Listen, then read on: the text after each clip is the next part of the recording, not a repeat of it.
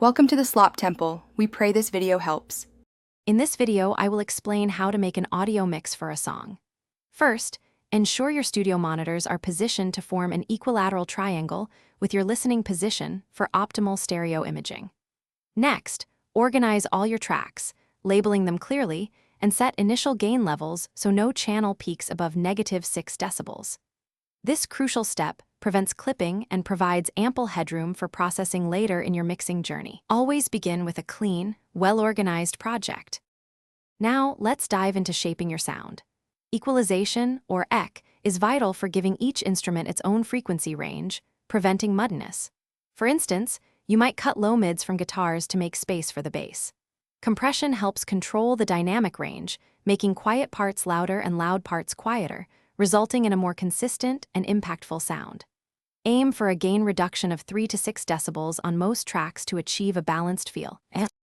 Next, we'll add depth and dimension using time-based effects. Reverb can place instruments in a virtual acoustic space, from a small room to a large hall, making your mix feel more natural and cohesive.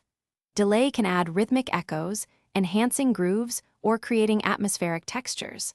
Consider a quarter note delay on vocals for a classic effect.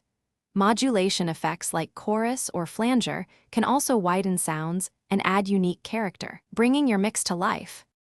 Finally, it's time for the crucial mastering stage, which is the last polish before release.